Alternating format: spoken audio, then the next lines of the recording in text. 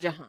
Women from SC, ST, fishermen and farming communities, while speaking to the media, have said, TMC পার্টির লোক দেখে যাবে কোন বাড়ির বউ দেখতে সুন্দর। Translation: Men of the TMC party will come to homes and check which woman is beautiful. In Bangla, they said to journalists, Ke kom boishi,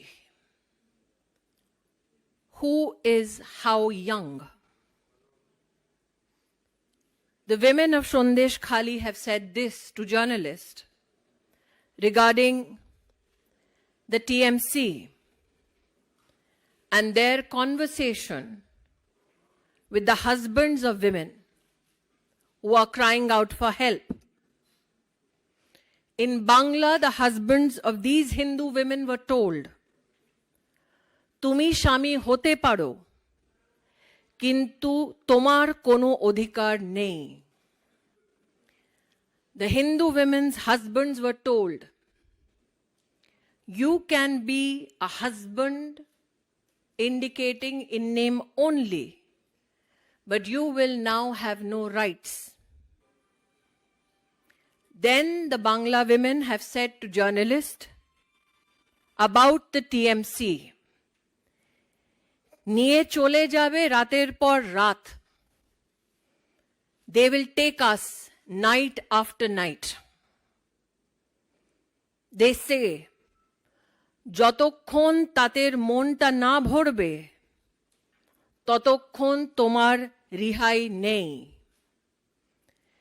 Till the time the TMC men were not satisfied, night after night,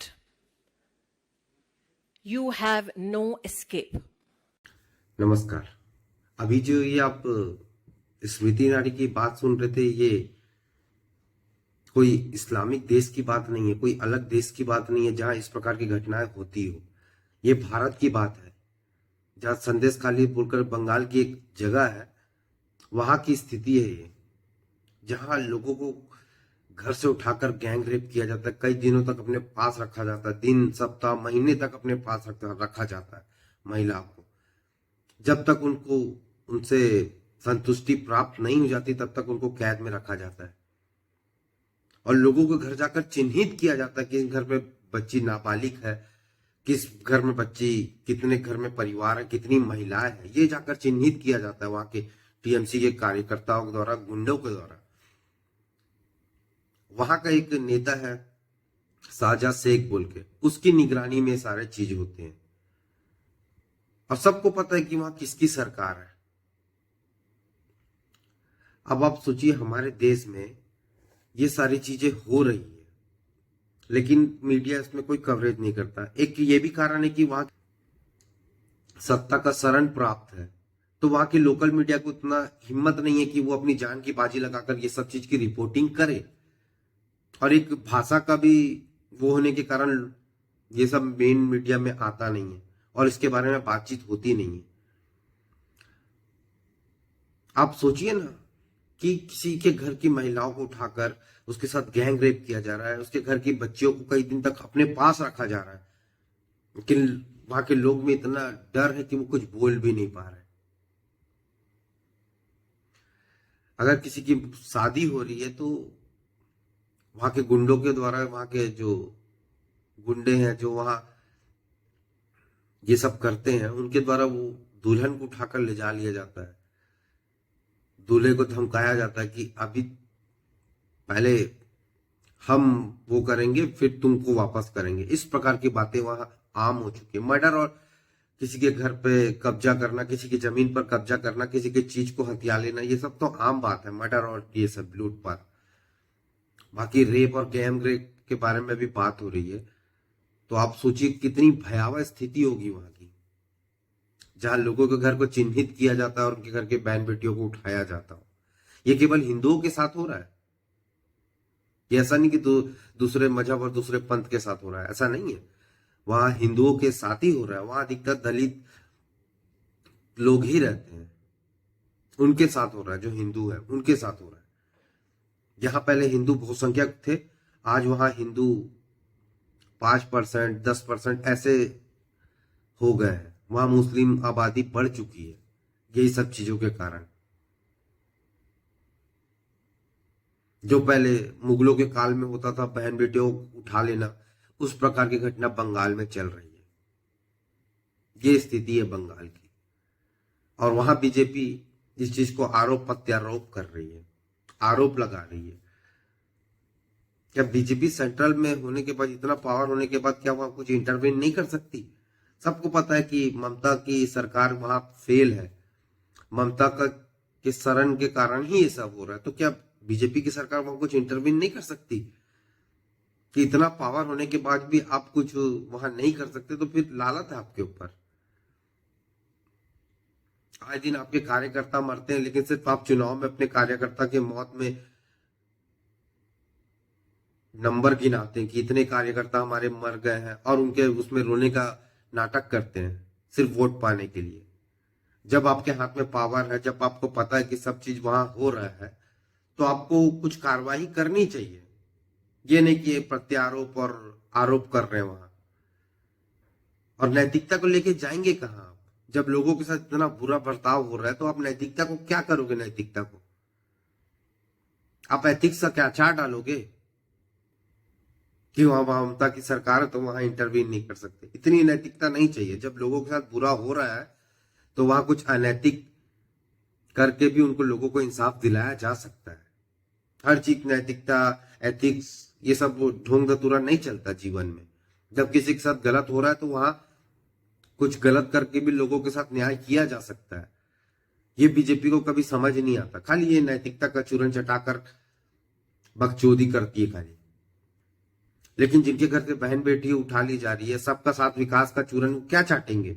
जब किसी घर से बहन बेटियों को उठाकर rape किया जा रहा है, गैंग रेप किया जा रहा है, जब किसी की माँ बोल रही है कि मेरी बच्ची का रेप करो, एक एक करके करो, गैंग रेप मत करो वरना वो मर जाएगी। वो उस माँ की पीड़ा समझिए आप।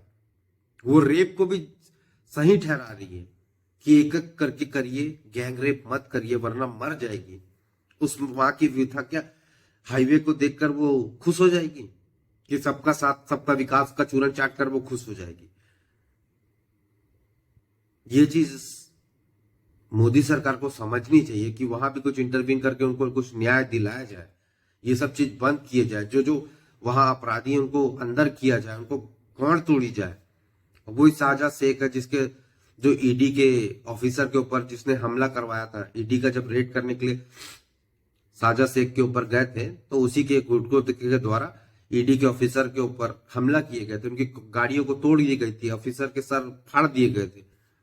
कहाँ गया साजा शेख? अभी तक कोई कार्रवाई नहीं है उसके ऊपर। कहाँ हवा में गायब हो गया वो?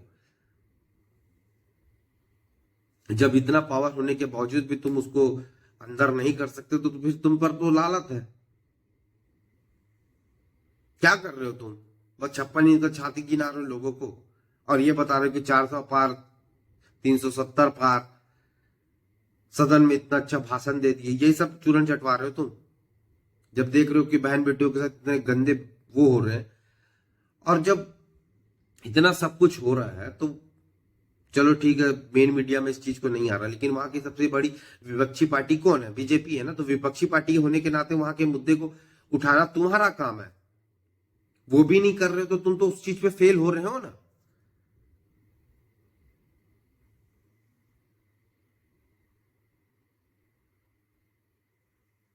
कब तक हिंदुओं के साथ ऐसा होते रहेगा हमारे ही देश में? एक बार कश्मीर हो चुका है, अभी भी वहां हिंदुओं का पुनर्वास तो हुआ नहीं है क्या? और बंगाल में करके ये एक तय बताना चाहते हैं कि हिंदू भारत में ही सेफ नहीं है बोलकर?